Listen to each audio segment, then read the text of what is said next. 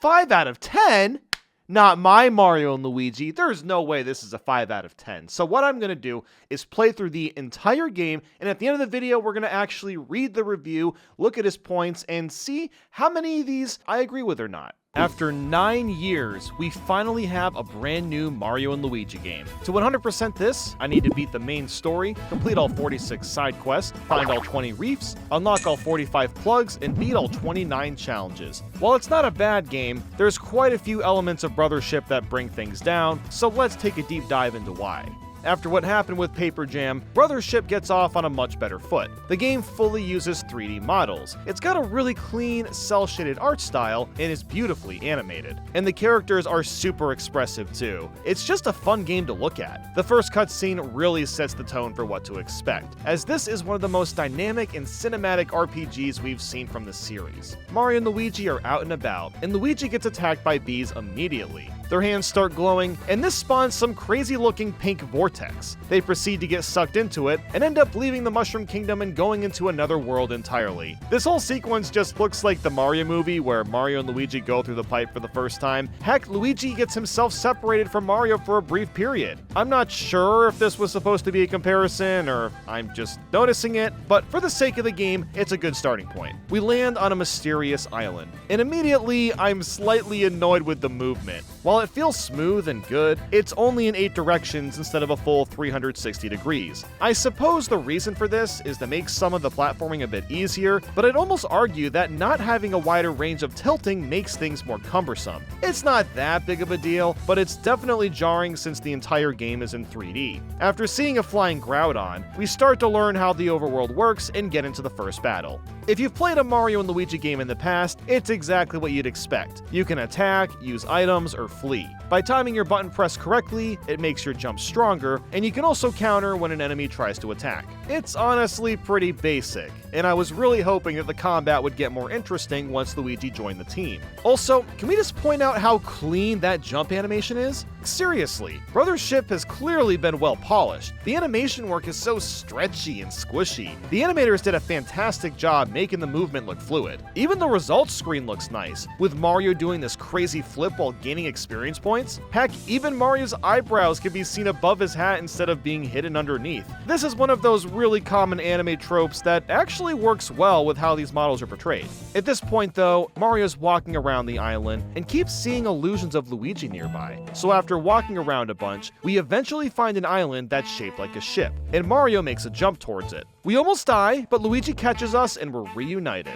This island is called Ship Shape Island, haha, very funny pun. Oh, and if you like puns, by the way, you're going to absolutely adore the writing. Personally, I thought the puns went a little overboard, but that's how most of the writing is. So after being saved, we get Mario's thumbs up, and while it's not as good as the 1000-year door thumbs up, I'll take it. We meet up with one of the main characters, which is Connie. Now, Connie's design is super goofy. If you look closely at an open wall outlet in your room right now, it somewhat resembles a face. That is literally the design of Connie's face, as well as most of the characters in this game. There's a reason for that, which we'll get to later on, but man, only Nintendo would design a face structure from a wall outlet. I shouldn't be that surprised though. This is the same company that made you fight a literal box of colored pencils. Even the hair/hat is just a plug. It's so goddamn silly. So Connie informs us that we're in Concordia. It's a brand new world and they need our help. Concordia has this tree that's used to link together a bunch of land with an energy source called Connector. While this is being explained to us, we meet another character called Snoutlet. This guy is basically the Navi character. They'll give us hints, and they also swear that they aren't a pig, which I guess is just the joke, because Snoutlet looks like a pig.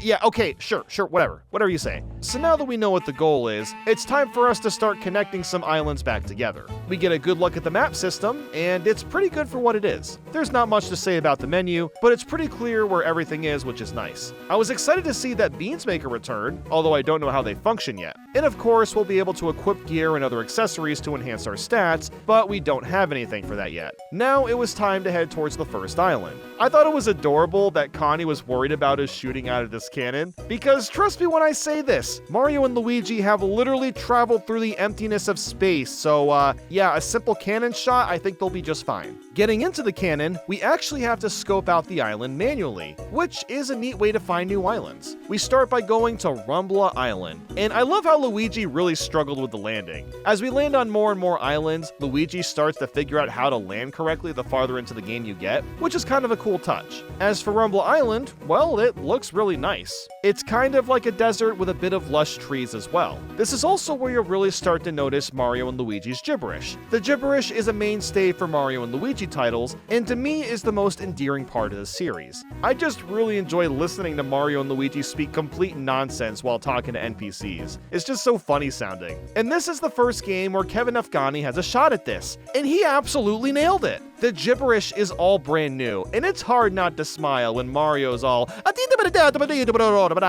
There's even moments where the gibberish is louder and more high-pitched in tense situations, which was cracking me up because he's literally saying nothing. It's all about the tone, and it's everything I could have hoped for. Now that we have Luigi, the combat is honestly still pretty boring. It's also really bizarre that you don't push B during the menus when controlling Luigi. It actually took quite a while to get used to, since that's how it works with every other Mario and Luigi game. But alas, we're still doing the same jumps over and over without much variety beyond that. I guess the only interesting aspect is that the brothers' jumps now are forced to be done together. While there's a few rare moments where you can attack solo, you're otherwise always attacking as a team. This might seem like a cool idea, but it also makes battles take slightly longer than they should. That's a glaring issue with Brothership. This game takes forever to pick up the pace and get to the point. It's not that big of a deal right now, but it'll become much more of a problem as we continue on. But hey, we get a look at Luigi's dance when he levels up, and it's pretty glorious. Look at how happy he is. We also find out what Luigi logic is.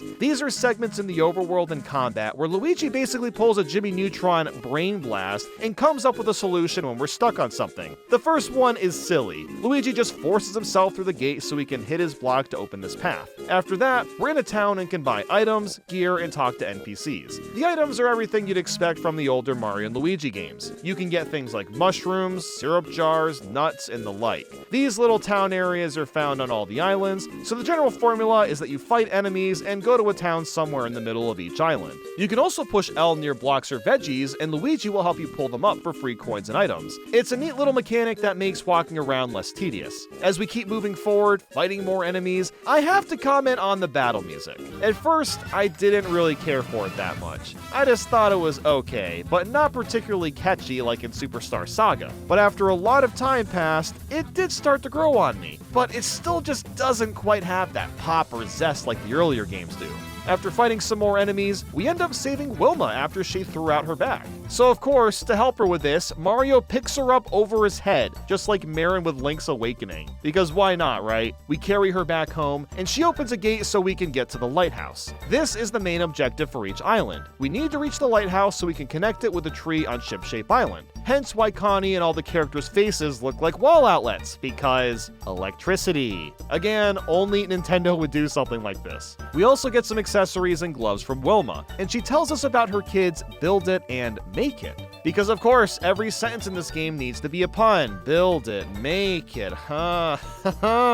So anyway, we move on and collect these Mario and Luigi coins that look like candy, put these apple rocks on these tongues to open gates, launch Luigi to space, and pick up this key to reach the Lighthouse. The way this works is so silly. You just unplug this outlet, and then you kind of ride it back to the tree so power comes back to the island. I don't know about you, but this seems extremely unintuitive. Even Call of Duty Zombies has a more streamlined way of turning on power, and that's saying something. But it's worth it in the end to see Mario and Luigi do this adorable little dance at the end. Just look at them. We made it back to Ship-Shape Island, and this is when I realized just how amazing the song is. It feels so adventurous and enticing. It has the same energy as the Great Sea from the Wind Waker. The Ship-Shape song is so good that it was stuck in my head for several days after playing the whole game. That's how you know it's a banger. So now that the island is linked, these connector flowers that were closed before have been opened and can be explored upon revisiting. We can also collect these sprite bulbs around all the islands too. They may not seem like they do anything, but they certainly will be useful. useful.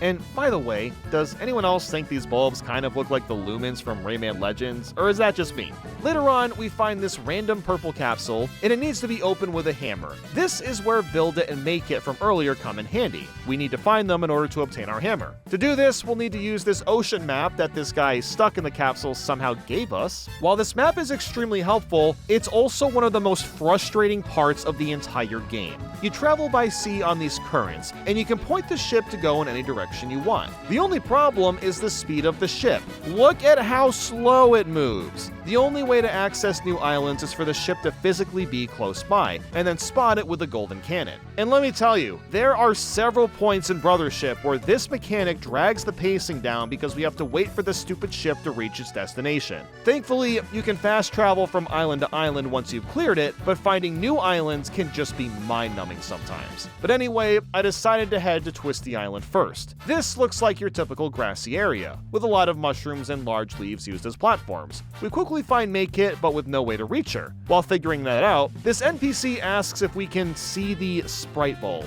My guy, come on, it's literally right in front of me, dude! Oh, I can already tell that this game is going to be more hand-holdy than I'd like. In the shop area, we find Groove Master Diode, and he really needs some hair wax to be able to dance. So after running through this forest-like area, we find this girl that's stuck on a high ledge. You take an alternate route and eventually reach her, get her down safely, and make your way over to her shop that sells the wax we need. The wax gives back Diode's funkiness, and after doing some dancing with him, this tree grows and we're able to reach Make It. So it's been over 2 hours of playing at this point, and we somehow still don't have the hammer yet. And now that we're talking to Make It, he just wants to dance while we have to reconnect the island? Come on, dude, just give us the stupid hammer already. This is where I first started to notice how long it takes for anything to happen in this game. The main reason I was hoping to get the hammer much earlier was to simply spice up the combat a bit, because solely jumping on enemies over and over is already getting stale. But once returning to Shipshape Island, Make It is finally making our hammers, and it's about time. Even Mario looks pissed. Bro has just about had it with this shit.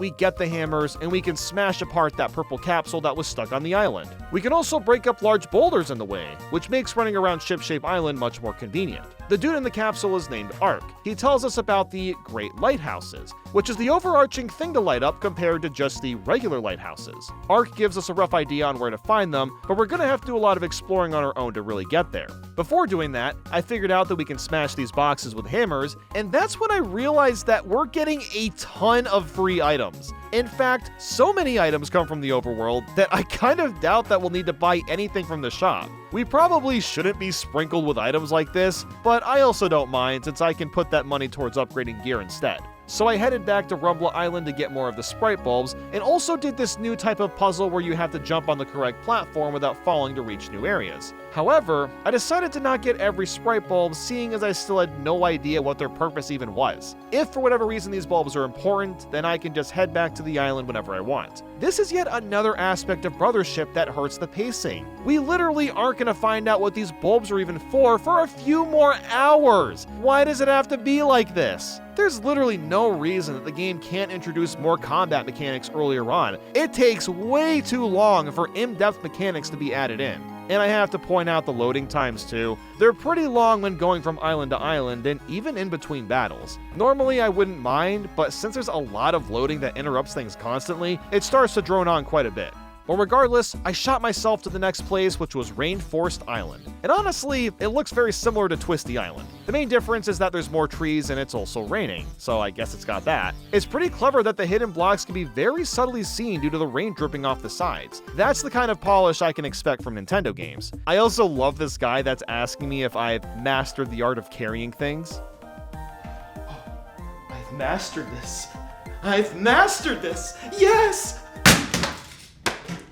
In each island, you'll find this Grampy Turnip, and he gives you a hint on what to do and also tells the worst jokes known to mankind. After some time, we find Build It and he isn't of much help. All he says is that some toads got lost in the forest, so we have to find them all and basically bring them all back together. We also need to find 4 of these switches to open the gate, which lets us get to the lighthouse. Also, Luigi can somehow float in the air now. Yeah, he somehow just like flaps his arms for a bit and gets height to grab this ledge. They made him a demigod in this game for some reason. First he gets logic, and now he can defy all laws of gravity. Ooh. we got to the lighthouse and Rainforest Island was done. I gotta say, it's honestly kinda nice that the islands don't take that long. The size of each area doesn't feel that big, and going from point A to B doesn't take a considerable amount of time, and I can really appreciate that. Once I got back, I was alerted that some big dude was causing havoc in Rumble Island, so after heading back, I found our first big boss fight, Gorumbla. This rocky dude literally says he is causing destruction because nobody pays attention to him. So basically, a Twitter user.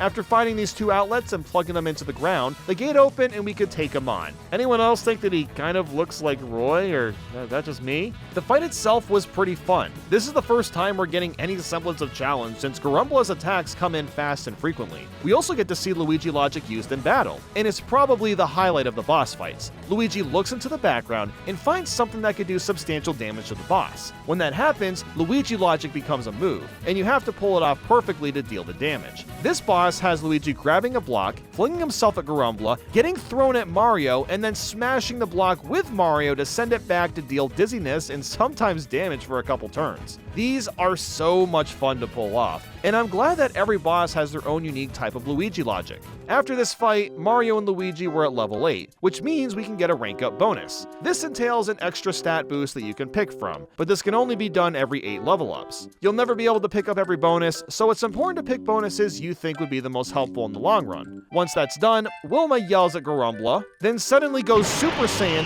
and slaps the absolute shit out of him. Oh my god! Wilma then gives us a return pipe, which is super helpful for traveling from island to island. Just stand in a random spot, push ZR, and you can warp wherever you want. Well, except on Ship-Shape Island, you can't use the gold pipe there for some reason. And speaking of that island, we also got access to our first Bros attack, which is the red shell and green shell. So finally, the combat is going to get slightly more interesting because we won't be stuck with just jump and hammer attacks. But for now, it's time to talk about Izza Rock. This fella really likes reefs, and there's quite a few of them on the currents. To find them, you just sail around and wait until you get notified on the map that one has been spotted. Or you can just look for the silhouettes, it's pretty obvious where the reefs are. Once a bunch of reefs are found, you report them back to Izza Rock and he'll give you rewards. So while it is kind of mindless, I did enjoy seeing what the reefs actually looked like, because a lot of them were pretty interesting structures. However, at this point in the game, sailing is already becoming incredibly tedious. It takes so long to get around, and there's no way to speed up the ship.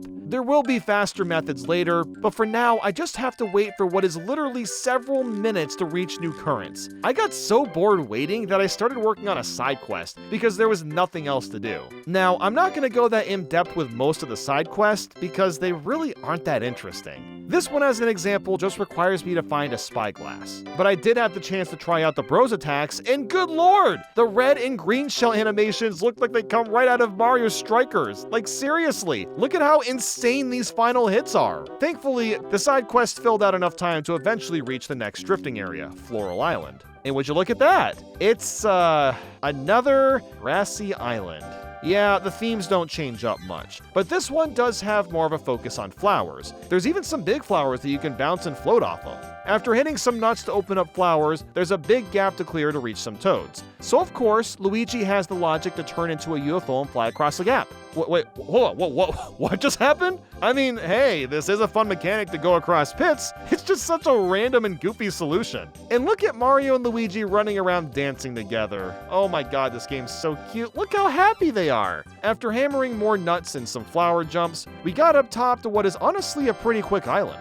At this point, we were already done with the region and just had to go to the Great Lighthouse. I needed to take care of a couple things, and that's when I realized a glaring issue. The top left map on every island always shows the sea. While this is helpful when waiting for a reef or island, it makes navigating the island you're currently playing on really annoying. It'd be nice to have a mini-map as an option, but instead you have to pause the game to see the map. That is really obnoxious when a mini-map of each island would have been easy to add in. We also learn about Connie's mentor. This mentor has gone missing, and Connie takes moments to look for him on specific islands. We're seeing a lot more of her character through these story beats, and it gives Connie more drive to follow Mario and Luigi along their quest. We're also finally given an option to speed up the ship speed. While I greatly appreciate this, why did it take 5 hours to have this unlocked? This should have been included from the very beginning. We didn't need a story about Toads propelling the ship for us. We're already on a goddamn ship. It should have come equipped with propellers already. But whatever, we finally made it to the Great Lighthouse Island. Except that I didn't do it, as I was notified that side quests can expire. Whoa, wait, what? What do you mean side quests can expire? To get 100%, I have to complete the side quests before reaching certain points in the game, or I won't be allowed to do them later. This is so unabashedly stupid. Like, yeah, I guess it could make certain side quest stories a little confusing if someone were to do them all at the end after a bunch of story already happened, which honestly, this was my original plan. But in that case, why not just design the side quests to not be heavily tied to the main story? I genuinely don't understand the logic. And apparently this is somewhat common in RPGs. Look, I haven't played a lot of RPGs beyond the Mario ones, so this honestly came as a shock to me. But anyway, once the side quests were taken care of, we're actually going to the lighthouse, and most of it takes place inside. There's some new enemies here, but the environment is mostly just grass again, but with a darker shade. To get through, we hit these switches and it turns on these fans that we can use to get across gaps of the UFO. I also have to find more plugs to open up this gate and do a bunch of platforming over all these spikes. After getting the gate open, we encounter our first real boss, Goblik. I don't know about you, but this 100% looks like a Pokemon from an alternate universe. It checks all the boxes. I was mostly just using bros attacks, and the Luigi logic involved just throwing Goblik into a wind current. Very Mario 64-esque if I may say so myself.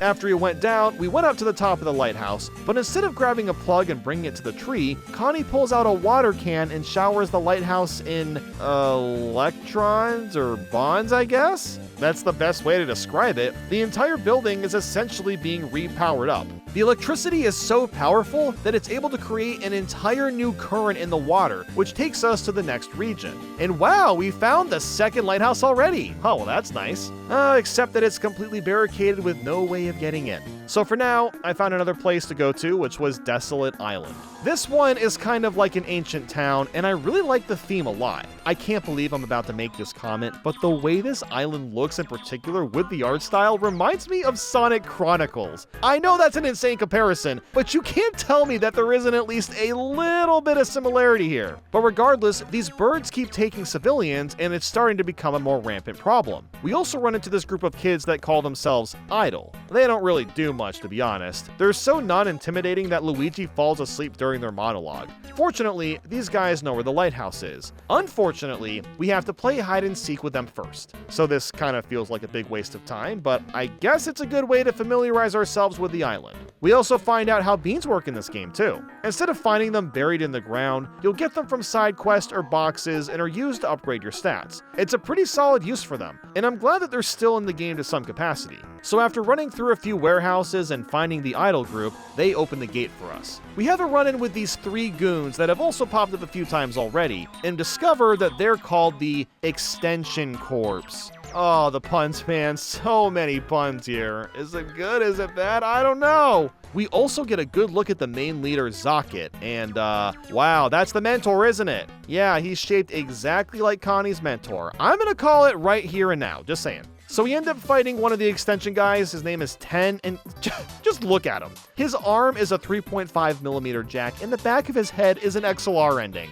This is the silliest design I've seen for a boss in ages. He's not that hard either. We mostly just had to counter a bunch of purple energy balls. After 10 was defeated, he dropped something extremely important. In fact, this object is the sole reason why the combat finally gets engaging. This is a battle plug, and this plug is used in combat. You can swap out these plugs with tons of other ones, but how do you get them? That's where the sprite bulbs come in. They serve as a currency to unlock all the plugs. These plugs run off charge, and once the charge reaches 0, they'll have to recharge. So that means you have to pick and choose your plugs carefully depending on what you're fighting. I absolutely love this mechanic. It adds so much more depth to the combat and is a much bigger incentive to actually collect all the sprite bulbs. I don't know why it took almost 6 hours of playing to get access to the battle plugs, but at least they're here now. I hope you understand by now why I think this game is so slow-paced too. It took hours to unlock the battle plugs, a couple more for the bros attacks, and even just moving the ship faster took time.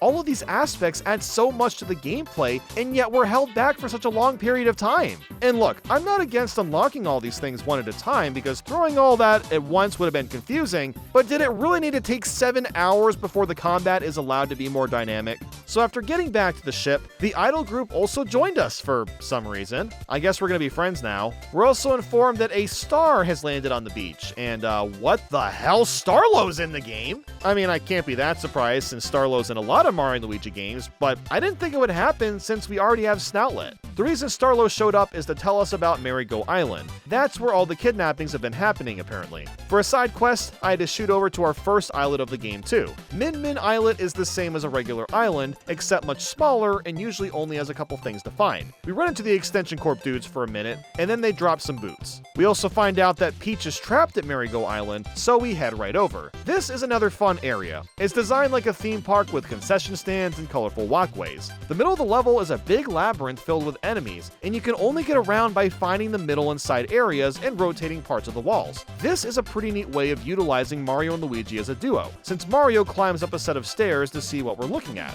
I also made a battle plug combination by accident, showing that certain groups of plugs may sometimes work together to make them better. Again, I must reiterate, more complexity to the combat system is exactly what we needed. Once getting past the maze, Birdo suddenly appears, so I guess everyone was mistaking her for Peach. We end up fighting some birds, and then they explode, and then this guy Technicky comes into frame. This is an engineer that believes he has the skills to be able to blow through the wall of the Great Lighthouse. With this revelation, we finally run into Peach at the end of the island and then finish it up. Peach reunites with Starlow, and everyone meets up to form a plan. The idea is for one of them to purposefully get taken by Snapter, which are the birds that have been kidnapping people. That way, the person kidnapped can play detective and get a better idea of what's going on behind the scenes. Surprisingly, you actually get to pick between Peach and Luigi doing this. Brothership has a few moments where you have options like this, but they don't generally change things too much regardless of what's decided. I went with Peach so I could still have Luigi as a partner for fighting, and she was taken to another island.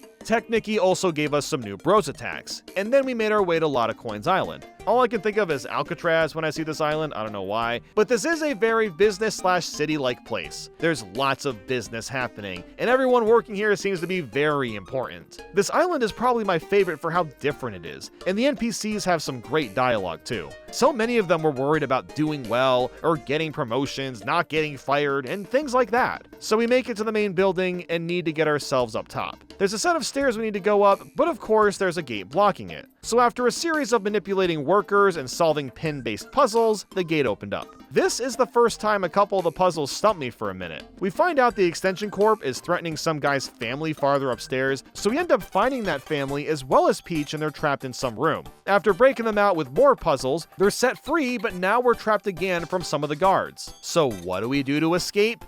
Turn into a ball, duh. This is my favorite transformation by far. The ball ability is used to get through pipes and easier traveling in general. I love how it looks exactly like the Google Chrome icon, with the only difference being the colors. While rolling around at the speed of sound, I visited the shop and found some peculiar gear, the Golden POW and Golden Defense Gloves. They boost POW and defense based on how many coins you have. While this sounds incredible for the late game, they also cost 25,000 coins each and aren't exactly affordable right now. Since we can now become one with the ball, it was possible to open the security door and free all the hostages. From there, I had to go through a few more rooms with ball mazes and ended up on the top of the building. After confronting the Extension Core again, we're left to fight a massive Snapter. This is another really great boss fight, considering there's a bunch of new attacks to avoid compared to the regular Snapters. Luigi logic this time has us matching a bunch of spinning pipes together and then blasting a heap of water onto Snapter, and now that I've been playing Brothership with these plugs and the new islands for a while, I'm really growing to enjoy it a lot.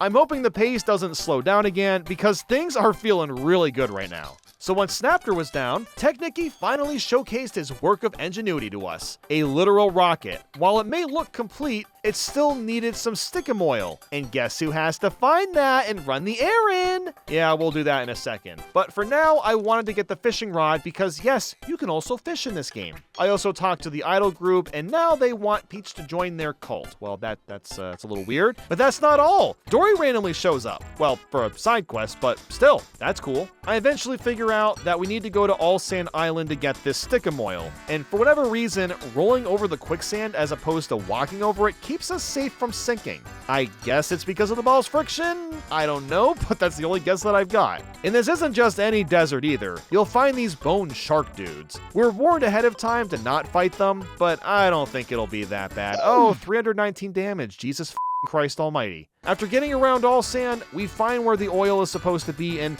gasp, there's barely any there at all.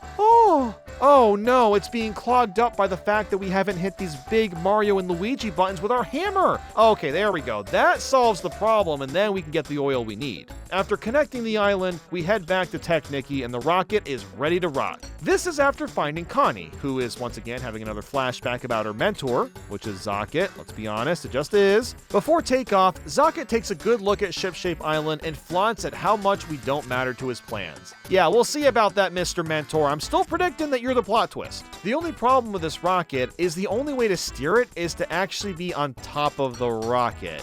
Yeah, brilliant design, Technicky. Instead of making a remote control to use it, oh hell no to that, let's just manually ride a bomb. Great idea. So the idol group volunteers as tribute, and they actually manage to crash the missile into the wall. There's no way they survived that. I mean, look at how big that explosion was. Oh, okay, yeah, they're just fine. Well then, we've made it to the next great lighthouse. This area looks much more dingy and dark. It really sets the tone since we're at the end of the sea and approaching another big boss.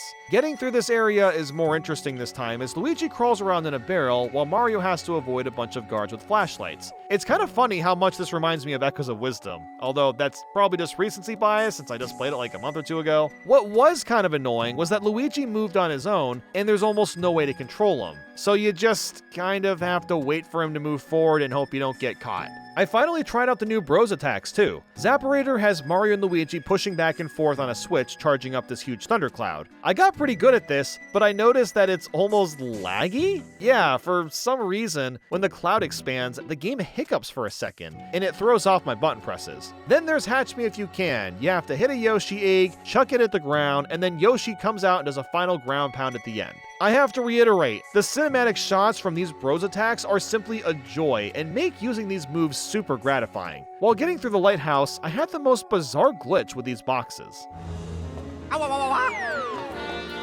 In case you're wondering, my response to that is after getting the plugs to open the gate, it was time to take on Sharp Cask. Yes, that's correct. This is a barrel with eyeballs. Man, Mario RPG boss design really is an enigma, isn't it? You can go from a stapler to a Shadow Queen monster that's controlling Peach's soul to a barrel with eyes. You really never know what you're getting pulled out of the bag. For something that's just a barrel, he was really damn fast and hit me pretty often. It also had some beefy defense. The Luigi logic is very different too. You have to basically stack these metal boxes on top of Sharp Cask while constantly moving him from left to right. And it gets kinda tough by the end to keep the boxes well stacked. But once the battle was done, one of the extension dudes left behind another power tap, meaning we can stack on an extra battle plug. Next, I dove right into the next area, which was Bulbfish Island. It's a beach-like area, but completely encased in the dark. And this is where things start to get weird. A lot of the citizens are abnormally unfriendly, and they have this weird red/black aura surrounding them. What's happened to them is that they're encapsulated in this glom substance, which is what most of the bosses have been corrupted with too. But I was kind of enjoying the corrupted NPCs. All their dialogue came off as really edgy one-liners that Shadow would say. We also meet this couple, Chilliam and Bernadette. They're an integral part of the story and are definitely not the last time we see them. These two are a couple that are madly in love, and that's their main personality trait. Farther ahead, the leader of this land, Layden, is missing some bulbfish eggs. So of course, we need to find them to get access to the lighthouse. We look for clues, and then talk to this guard that wants us to do this stupid quiz for him, and he's blocking a cave we gotta get get to. So then we have to find all the answers to his dumb quiz, we get past it and can finally get inside. The cave has a bunch of jail cells in it, and we eventually end up in an office that has a book that gives us a better clue of who may have stolen the eggs. We learn from this that it's probably Layden's assistant, so now we just have to prove that. We end up going back to the jail cell cave, and the couple is trapped down there as they're accused of stealing the eggs. So now we have to find a key, which is pretty easy once the bodyguard gets possessed and drops it by accident, thanks for that. After freeing the couple, we find a room with a bunch of numbers. Then with Luigi logic, we have to— whoa, hold on a second. Do we really need his logic to know that we need to simply step on the numbers in order? Okay, I guess we do, because this game is for 5-year-olds all of a sudden. Once that was done, we spot the assistant, chase him down, and confront him about the dumb eggs. After a bunch of exposition, we finally link up the island. And this was the first island where the game starts to feel really overbloated. There was just a lot of exposition happening that I didn't really care about, and it didn't feel necessary to drag on as long as it did. It seems like Layden could really have used the tools from today's sponsor, Skillshare. Skillshare is the largest online learning community for creatives with thousands of classes led by industry experts across film, illustration, design, freelance, productivity, and more. Skillshare can help you take your career, skills, hobbies, passions, or side hustles to the next level. I've been wanting to learn about game development for quite a while, and found a course that helped me explore Blender and how to use it to build 3D models and animations, which has been really helpful for that. I also found a course about digital art to improve my drawing skills, seeing as my art skills currently are, well, let's just say they could be a bit of an improvement. Let's just say that. So go ahead and click the link below to try it out now. The first 500 people to use my link in the description will receive a 1-month free trial of Skillshare. Back at Shipshape, the icy hot couple comes along and we find out they're getting married. Don't know how that pertains to us getting the lighthouses back, but good for them. That means we have to go to Heat Freeze Island, and it's basically Freeze Flame Galaxy, but smaller. The townspeople on both ends really hate each other for the stupidest reasons. Wow, that sounds like the reality of the country we live in. Yay! No, but seriously, they're fighting about what food from their own region is the best. And they're blocking the path, so what do we do about it? Well, of course we have to try both of the dishes, and then tell these fools which dish is the best. Wow, what a productive use of our time. So we end up telling these people that the food tastes better when they're combined, which drives them to get out of the way to make their dishes taste even better. You know, whatever gets them out of the way.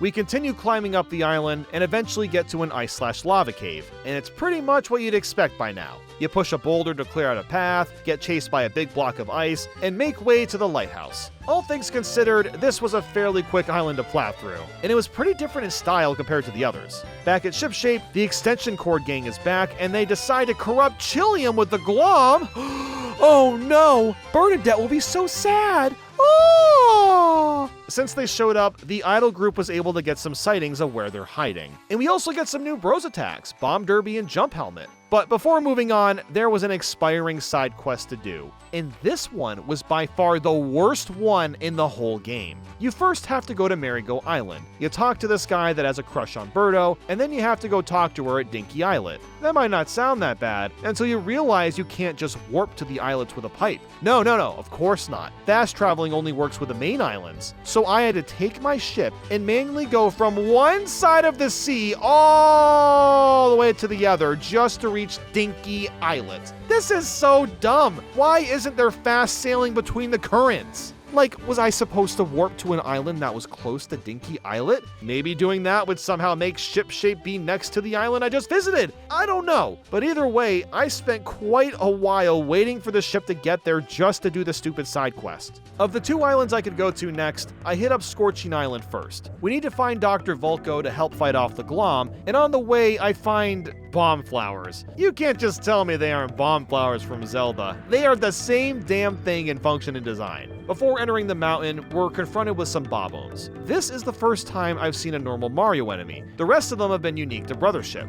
I decided to try out Bomb Derby as well, and it takes a few hits to get the hang of. Luigi throws bombs while Mario wails on them with his hammer, but it has to be done quickly before the bombs explode in Luigi's hand. It's a really effective attack once you get used to how it works. And Jump Helmet is a great one too. Mario puts on a helmet with a huge spring, and you have to constantly launch Luigi higher and higher into the air. This is actually one of the strongest attacks in the game, and is pretty easy to pull off too. In the cave, we're at a dead end with a bunch of lava spewing in front of us. So that's when Luigi gets the logical idea of using our UFO spin to also pick up objects underneath us. Okay, so the abilities can upgrade apparently. That's kinda sick. This is also used to steal money from the sewer holes. I always knew Mario and Luigi were thieves. So after climbing the mountain for a while, we get the plug and then we're done. This was a bit of a longer island, but I liked using the boulders to block off lava and open up new areas. We found Dr. Volko as well and brought him back to the ship. And sadly, he didn't have a solution yet, so we went to the next place we could go to, which was Slip and Glide Island. As you'd expect, it's covered in ice, and oh goodness gracious, most people here are infected with the glom. To get around, we need to use the ball to roll in the middle of these poles. It's a fun way to navigate, especially when the poles will sometimes open up, requiring you to be fast and nimble. I also found Spike here, of all things, and find it really weird how more and more Mario enemies are showing up. But as we're climbing up, we find a building that's shaped after Ten's head, so I guess this is a secret lab or something. Behind his house is a hill with a really strong wind, so Luigi comes up with the best upgrade in the game, and that is letting you build up speed in the ball, so literally spin dashing like Sonic. This is amazing, as you can use it to get around much faster than just walking. I found myself dashing in the ball pretty often just because of the speed. With some time, we find Ten all alone on the cliff of a mountain, and he manages to sneak away from us. So of course, we break into his lab and find this amazing self-portrait. Because nothing screams confidence more than having a portrait of yourself on the wall. Once leaving, there's a cave farther up ahead, and we need to get around the icy cold water. This is done by pushing these ice blocks around and making a path to get across. Beyond that, we run into more Mario enemies, and even Bowser Jr., who's been rounding up the minions to fend us off. So that explains why we're seeing so many of them now. It's all his doing. I also find it interesting that Jr. refers to them as minions too, seeing as the 3DS games have side games where Bowser Jr. is also controlling minions. It's probably supposed to be a subtle reference, as we've seen a lot of that already. But after that, we were done with the island, and I'm not gonna lie, this was the point where I was kind of ready for Brothership to be over. I personally am not a fan of really long RPGs. I like them to be about 20 to 25 hours in length. Anything longer than that just feels like too much of a time commitment. And yeah, I know it's a weird take, but that's just how I feel about the Mario RPGs. In the meantime, Volko has discovered that ant berries are the cure to the glom. Since we don't have that many, we're gonna have to find a bunch of them to start curing people. There's also this wedding side quest with Chilium and Bernadette, so I decided to take care of that since it expires. Man, there sure are a surprising amount of side quests that can expire, isn't there? After almost 2 hours of that side quest and a few other ones that were gonna expire, I could finally start the Great Lighthouse. Immediately upon entering, the Zocket enemies surround us and we're sent to jail. My question though is, why? Can't we just fight them? We clearly have the capability to do that. Oh nope, we're in jail now. So like the other lighthouse, we have to escape by avoiding the guards using similar tactics as before, and I eventually found where they took Connie. As usual, we needed to find plugs to open up some gates. I got a little lost in a few rooms, so getting all 3 plugs took a bit longer than I thought it would. Once up top, we ran into the extension core, and as usual, they ran away like the bitch they are, and they left us with a boss fight, this one being Pipe Gunk. Bro is basically just muck with some bling, but the fight was honestly one of my favorites. Pipe Gunk would switch between lava and ice, which changed his powers and attacks. For Luigi logic, you have to take the remote from Shun and then swap the temperature to turn Pipe Gunk into just gunk, I guess. I also have to point out that Shun is just an old school VGA cable. Again, the designs for these characters are so bizarre and I love it. Once Pipe Gunk was gone, we got another plug and we were on to the final main region. While this game is very slow paced, I've still been enjoying all the different islands, combat, and especially the bosses. So I'm curious to see how the rest of this game is going to hold up. Once we get to the last region, a fight begins between Zocket and Bowser of all things. It's a really cool scene that reminds me a bit of the Origami King. And at the end, Mario and Luigi get smashed from one of Bowser's balls. Passed out and waking, Mario and Luigi are on a mysterious new island. After a bunch of walking around, it turns out to be a camp where Bowser and his minions are staying. We also meet this guy called Buddy that seems very nice and is trying his hardest to stay friends with Bowser Jr. The whole time, he's conflicted on if he should help Mario and Luigi or fight against them. So I guess he's a bit of a traitor without trying to be. After a quick wall-turning puzzle, we made our way to the lighthouse and plugged that shit up. While that's nice and all, ship shape is not in the best shape after the war that was just happening. But then I get hit with some news. Twisty and Heat Freeze Island have been disconnected from the ship. Dude, are you kidding me? Oh, well, that's just great. That means I have to play both of the islands again just to reconnect them. It's just more needless padding. Look, in the story's context, I guess it makes sense that some islands broke off after everything that happened, but that doesn't make it not annoying that I'm gonna have to take a couple hours to revisit these islands. The main difference in going back to these places is that the enemies are corrupted in Glom and are also a lot stronger. There's a bit more walking around to do, you gotta dance with Groove Master again, and after a while we get the plug. I don't know, this whole thing, it just feels pointless. So then we go back to Heat Freeze, and the Bowser minions have completely taken over the place. The only notable thing worth bringing up is these statues give us the Fire and Ice Flower as an ability. And this is a really great one. Mario and Luigi take turns shooting fire and ice balls. It's a fun dynamic to be able to use both fire and ice on the fly. These are used in a lot of clever ways, whether that's freezing and reheating water geysers, destroying ice balls, and freezing pools of lava. While I appreciate this revisit for having a new way to explore it, I wish we got this ability when we first went to Heat Freeze Island. Once we got back to the plug, Volko tells us we need to get ant berries at Way Away Island, which is an island that is well hidden with no easy way of getting there. The only clue is to go back to Offhand Island, which is the place we washed up a few hours ago. At least revisiting this island makes a lot more sense. And we also got some new bros attacks, which are Clockout Blow and Yoo-Hoo Cannon. Sneaking back into Offhand, we have the most world-class, incredible disguises, and these fool all the minions as we scout around looking for information. We find Buddy and Junior actually mingling, and honestly, it's pretty wholesome. They're the complete opposite type of people, yet are still finding ways to bond. You love to see it. So after learning that we can take islets to reach Way Away Island, we're approached by a minion to drink some soda. And Luigi was apparently really thirsty and oh, yeah, that wasn't your smartest move, dude. More jail time for us, yippee! Sure would be sweet to be thin like a piece of paper.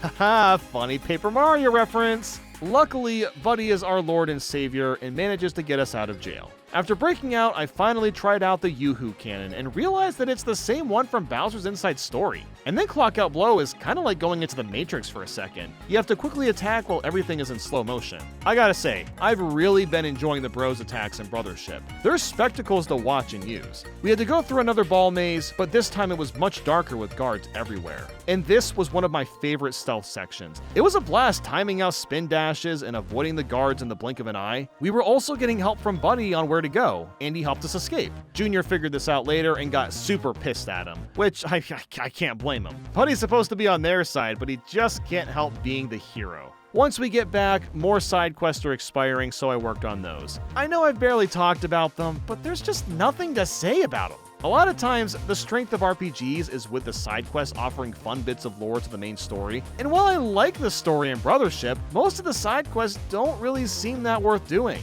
In the middle of working on them, I also tried out the fishing. And yep, it's basic fishing alright. I did all the side quests I could, but there were 2 expiring ones that were really confusing me. I had no idea how to complete them, so I figured that I'd have to make a tiny bit more progress in the story. So that's what I did. I finally started to look for Way Away Island. I started by checking out Cozy Islet, which just had a bunch of items and beans, but eventually I found Minor Islet, and this was the ticket we were looking for. There were a bunch of pipes here that led to other pipes, and that led us to Way Away Island, which is basically just Bowser's castle. So I guess we'll have to fight Bowser to get the ant berries. The design of this castle is also identical to Double Dash's Bowser's castle, so that's fun. The main obstacle is a series of hot air balloons that run on the back of plugs going up and down. So by using fireballs and ice balls, you enter different floors to eventually get up top.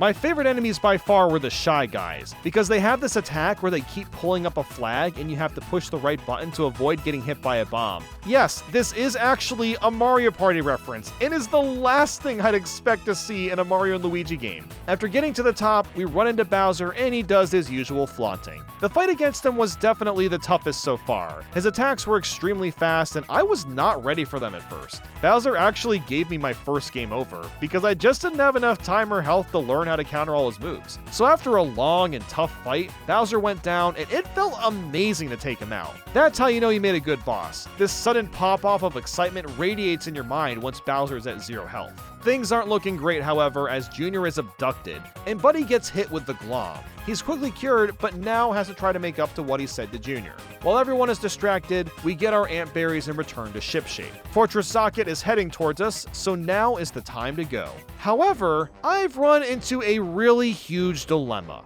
Remember those expired side quests that I skipped, thinking I'd have to do them at a later point? Well, they expired, and now I'm completely screwed at getting 100%. To say that I was pissed is an understatement. Even with an old save file, there was no way for me to go back and do these side quests. After almost 30 hours of playing and completing everything, now I can't get a proper 100% because of one mistake.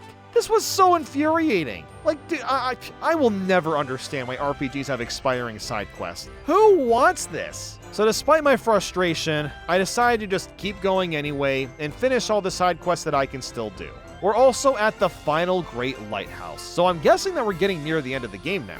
Most of this lighthouse is a big enemy gauntlet, with most of them being Zocket or Glom themed. And that's it. Really, it's an incredibly short lighthouse without much challenge to reach the top. Going back to shipshape, what's left to tackle here is Fortress Zocket. After all this time, it seems like this is the end of our adventure, which is honestly pretty nice because it's starting to feel a little repetitive at this point. The opening cutscene to the fortress is really cool with all this glom shooting up into the air. It reminds me a lot of how Tears of the Kingdom begins. The fortress doesn't have any crazy puzzles or anything, but the enemies are noticeably tougher than usual. At the top floor, we see a scene with Bowser and Zocket arguing, and Zocket decides to fire the Glomatic Quad Ray. The fortress falls into the sea, and all the lighthouses that we just saved are covered in darkness, and then they zap at Bowser out of nowhere, turning him into a glom monster. Holy shit, dude, things just got real quick. And this gives us what I found to be the hardest boss fight in the game. Glom Bowser has some of the same moves as before but are stronger and quicker, but also has a few new ones that are really hard to avoid. I mean, look at this! Glom Bowser flies now! And he gets so many turns to himself. Like, no joke, you have to avoid like 20 to 30 moves before you can even do one. Oh, and then the Luigi logic, that's nuts too. You take over one of Bowser's mini-ships and start shooting him down like you're playing Galaga. Completely switching genres was not on the to-do list. So after getting a game over and learning his patterns more, I managed to defeat Glom Bowser, who's now one of my favorite bosses in the entire Mario & Luigi series. We're not quite done yet though, as Zocket uses a blast of Glom to chase Mario and Luigi off the fortress. Zocket interferes with Connie, while Mario and Luigi get lost on the original island that we started the game on. Okay, this is actually pretty neat. And we also get our 5th and final power tap too. After going through this island again, we later discover that this is called Conductor Island, and we also get our last upgraded Bros move. This one is basically a Kamehameha Blast from Dragon Ball, and it destroys huge boulders and objects and is incredibly fun to use. On this island, we finally meet the Conductor, who's basically the god of all of Concordia. He hasn't been able to do much to protect the island since Zocket could harm him if he's found, but that's why he sent Mario and Luigi over to help. After he spends forever praising us, and I mean forever, he then proceeds to have us fight him to test our skills. This seems really off after what he was just telling us. I thought you trusted us, but there are a couple cool parts about this fight. You'll find Mario and Luigi clones doing various animations, and you have to pick the correct one that actually happens. Now, there's a bit of a conspiracy theory, but is it just me, or is the developers adding in scrapped animation content to showcase what may have been earlier versions? That's surely what it seems to be, as each animation looks nicely cleaned up. It's also revealed here that Zocket is Connie's mentor. Wow, I didn't see that coming. But once we're done proving to the Conductor for like the 100th time that we're super bonding brothers, shipshape isn't looking so hot, with Fortress Zocket putting up this ultra powerful shield. The only idea to get through it is to contact someone called a Daphne, who can be found in Jellyfish Island. So we go to the island, and there's not really any combat to do. It's mostly just a place to relax and party, especially when you get into the dance hall. It's one of the most varied places in the game, and has a strange, uncanny resemblance to the dance area in Luigi's Mansion 3. Not just for how it looks, but also because both areas are at the end of each of their games. Coincidence? We eventually find a Daphne's out in the pool, but is completely oblivious to what's happening around her. So to get her attention, someone jumps in and splashes her, and we start to convince her that we need her expertise. She agrees, but only if Mario and Luigi can make a killer pizza. But not just any pizza, big pizza, and several of them. This leads to a pretty fun minigame of making some pizzas before time runs out. Once that's done, she agrees to help us and, has a crush on Luigi? But seeing her all googly-eyed over the green lad is just adorable. Now that a Daphne is at shipshape to help out, her and Technicky start brainstorming on what to do. Technicky wants to rocket all the islands over the barrier, while a Daphne wants to rocket them underneath. Both ideas are psychotic, but I ended up picking over the barrier because I just had to see what that looked like. Now, to actually make the ship do this, we need to get a Bowser part from way away island. So that means more backtracking, but at least we're exploring a different part of Bowser's castle. This area has a lot of conveyor belts and spikes to avoid, requiring some fairly tight platforming. Once that's passed, the engine is just sitting there for us, and look at the ship go. Wow, we really are just gonna fly out of the air, with thousands upon millions of pounds being carried from behind us. And then after that, we unlock fast travel. No, there is no way that we're given actual fast travel at the end of the game. This is not the same as going fast. You can now pick and choose any current you want to go to. Oh, why? Why would you give this to us so late in the game? Look, I don't care if it's because the island didn't have this engine yet. Do you know how much time I wasted just waiting for the ship to go back and forth to islets that I couldn't fast travel to? This genuinely baffles me. They really gave us fast travel at the goddamn end. Even like halfway through would have made more sense. Oh my god. Well, at least we got the last reef this way, going to a current that was previously not accessible. And it's the Princely Reef. Okay, now that is a really fun reference. The rewards from Isarok were decent, and it was worth finding all the reefs just to see what they look like. So before going to the final area, I had to complete almost all the side quests. And as usual, I really don't have much to say about these, so after spending quite a few hours finishing those, it was finally time to re-enter Fortress Zocket. And you start by firing a Kamehameha blast into the door. Now that's just epic. You climb through the fortress the same way as a lot of the other lighthouses, using all your bros moves and whatnot, with the only major thing being is that the extension corp separates you from Luigi for a little bit, so you have to solve a few different puzzles and eventually reunite with him. This is probably one of the best lighthouses puzzle-wise. They're all pretty enjoyable and use your abilities to the fullest. After that, you finally fight the extension core after all this time, and they're really not that hard. They do end up using their own plugs though, which is a really novel idea. They're unique to only themselves, and it adds a lot of flair to the fight. The last plug they use is an invincible one, but they're also forced to explode at the end. God, they're just so goofy. Seriously, the bosses and villains are top notch in this game. So now that they're out of the way, it was finally time to take on Zocket. And again, this fight wasn't all that challenging. I've learned what all the best plugs are at this point, and was basically able to just go to town on pretty much anything that came my way. He had some really fun attacks to avoid, and it felt like an extremely well-made penultimate boss before taking on whatever form Glom is. The time has come. The build-up has gone on for so long, and I am so ready to take on the final boss. The Glom egg reveals that Zocket is the mentor, which again is not a surprise in the slightest. But then, the egg hatches and shows us a character called Reclusa.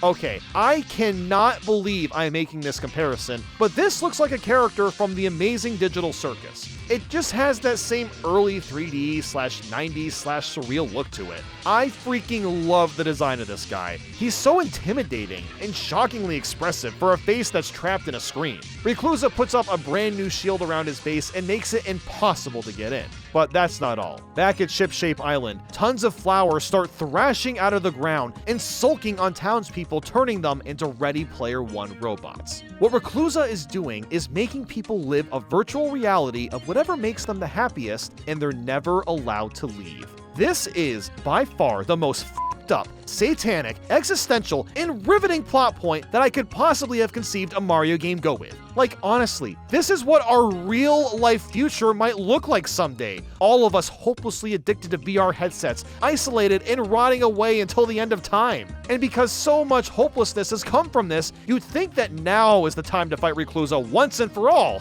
Yeah, well, not exactly. The shield around the fortress is too strong to get through right now, so what we have to do is collect bonds. Okay, so as usual, I get why we have to do this narrative-wise. All hope is lost, and we have to find people around the islands that still have it and collect their bond energy. Like, totally, I get it, it makes sense, but like, dude, I just got blue-balled so hard into thinking I was about to fight Reclusa. What the heck? And guess what? I spent another 3 hours looking for people's bonds. This game drives me crazy, because I absolutely adore what it's trying to accomplish. So much is great about it, but then at the same time, it is way more padded out than it needs to be. Why do I need to find 6 bonds? Like, why not just 2 or 3? Why any at all? Was the game not long enough already? Like, this is just ridiculous. Despite how obnoxious it is that I have to do this, revisiting the islands again and seeing the desolation and everything being destroyed is admittedly neat. So many townspeople are trapped in these flowers, just completely limp from reality. It's just sad to look at, and makes you want to fight Reclusa more and more with the more bonds you find. I mean, at least there are new platforming segments, so it's not completely retracing the same ground. So after spending so long getting all the bonds thinking I was ready to go, every other side quest turned into an expiring one. So that means that Brothership forces you to do every single side quest before the final boss if you want to get 100%. So I spent a long ass time finishing the rest. But at least these final ones were the most interesting, those being the Monster Mania and boss fight quests. Monster Mania was like mini challenges with something weird thrown into them. Like, one of these requires you to KO a ton of Bob-Ombs with 1000 HP. Since they're so strong, you have no choice but to counter them and avoid getting hit or you'll die instantly.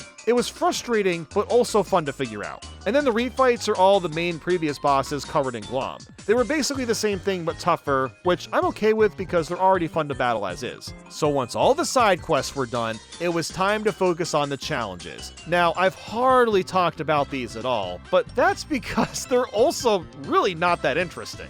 You do get rewards for clearing them, but not much beyond that. The main thing I still had to do was get Excellence for all Bros attacks 30 times each. This boiled down to me grinding out fights for quite a few hours until eventually getting enough for each medal. And I haven't even brought up the last 2 Bros attacks, which are by far the best. Conductor Connector brings out the conductor, and you shoot these lasers from outer space and charge up tons of energy, and then if everything matches up, this crazy blast comes from the sky and demolishes everything. Then Mix Max Vortex involves Mario and Luigi throwing fire and ice into a swirling tornado to power it up, and then you control the tornado to attack. Dude, I with how ingenious the idea of this attack is, considering tornadoes are naturally created from a mixture of warm and cold air. Whichever developer thought of that attack, you were cooking. While going through the challenges, I also had to unequip all of my gear and accessories. That's because I realized I needed to KO 300 enemies without any gear or accessories. So I started to work my way through that since I've had gear on this whole time. And that's honestly a little frustrating because I didn't know that before, well there's not much I can really do now. Something else that's also dumb is that I'm certain that there's a specific challenge that's impossible for me to do now. That is the Zocket Buster challenge, where I have to defeat 250 Zoc Troopers. That might sound easy to do since they're all over the lighthouses, but I can't seem to find them anywhere. And that's because I'm too far into the game. Reclusa has turned every enemy into glom, so I can't find a normal Zocket enemy anywhere. It's just a dumb challenge request to begin with. A lot of people like myself tend to wait for these kinds of achievements till the end, so it's really annoying getting locked out of it because I waited until the end. The only interesting challenge really worth talking about was the one where I had to deal over 2,000 damage. There's a couple ways to do this, but I found that by using the jump helmet and equipping the Bros Boost plug, I was able to deal the 2,000. Bros Boost increases Bros attack by 20%, and considering how high leveled I already was with how strong jump helmet was, it worked pretty well. So after spending tons and tons of time getting as many challenges as I could, it was finally time. Through the power of the brothers' bond, we bashed ourselves right through the barrier and got inside. Past this wall, the game continues as usual with a bunch of platforming challenges. The main thing that was different was you had to avoid these falling flowers. If touched, you pass out and have to restart the area again. It was pretty annoying to avoid them while also fighting enemies, but I managed to get through with some practice. There's also a segment where you have to find a bunch of lanterns and put them in a hub to open a door, and each of these rooms you go to uses mechanics from all the previous islands, but on hard mode. Once that was done and the elevator was functional, we ran and found the mentor lying on the ground in pain. So Mario and Luigi moved forward to the next room.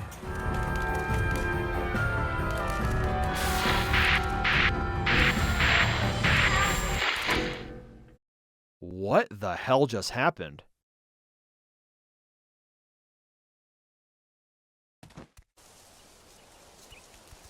Hold on, is this the final boss area? What is this, the ending to Majora's Mask? Oh, wait, hold on, wait, we're in Peach's castle. Okay, this just got weird out of nowhere. What the hell is going on? Peach is right there, the Toads are having a good time. Where did Reclusa go? Alright, I guess I'll collect the coins and stuff while I'm here. Maybe he's inside the castle.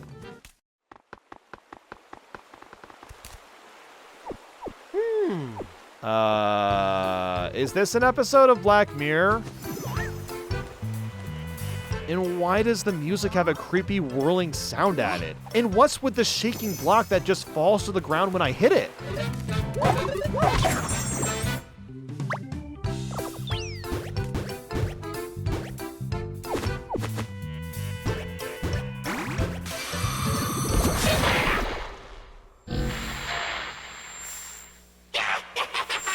Aha, so he does have something to do with this. Why is this like the most bizarre and creepy thing I've seen a Nintendo game ever do? No joke, this entire segment feels like a creepypasta. Everything is just so off-putting and just strange. And now Peach and the Toads are glitching out? Oh, never mind, now Bowser's joined us.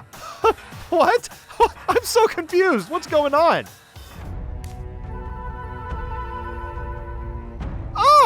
Oh my god! Okay, I honestly did not see that coming. Dude, this is literally the plot of The Amazing Digital Circus. I can't believe I'm actually playing a Mario and Luigi game right now. This has very quickly become one of the greatest endings to a Mario game I've possibly ever seen. Now that we're aware of what's happened, Reclusa starts hiding around in our virtual reality. He can only be seen through Lekitu's camera, so we have to watch the camera while also watching where Mario and Luigi are going. Is this the first time Nintendo has experimented with the idea of a second-person camera? Granted, we're not actually controlling Lekitu's camera, but we do have to use it to find Reclusa. There's invisible platforms that can only be seen through Lekitu as well. Like, for real, this game's ending took an insane turn out of nowhere. After finding Reclusa a bunch of times, he gets fed up with us trying to escape and lets us leave this illusionary mushroom kingdom. But not before walking down a room that's completely dark with only the carpet in front of us and Peach trying to convince us to stay. I'm honestly convinced that the developers were inspired by the anti-piracy scream meme from like 4 years ago. Yeah, remember that? This is exactly what it feels like.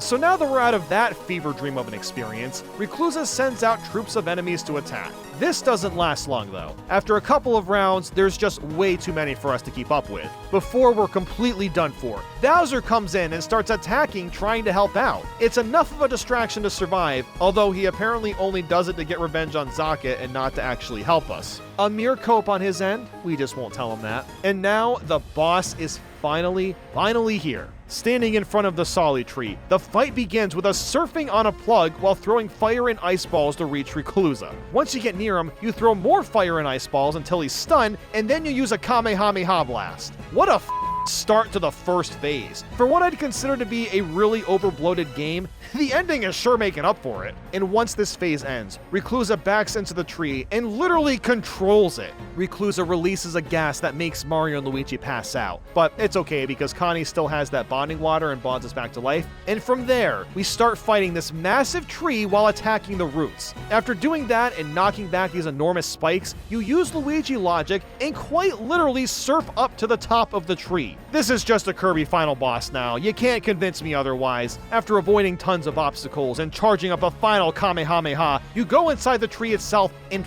fight the core. Might I say again, this is a Kirby boss! This is amazing! Oh my god! The core is a huge spike ball with tons of deadly attacks, but after a barrage of hits, we fight Reclusa again with all of his defense gone. And after even more hits and more counters, Reclusa collapses and we have won. Wow! Now that is how you end a video game. Reclusa realizes he lost because he fought on his own. And the reason we won is, well, it's kind of an overused quote at this point, but it's all about the friends we made along the way. Ha ha ha. But yeah, that's literally why we won.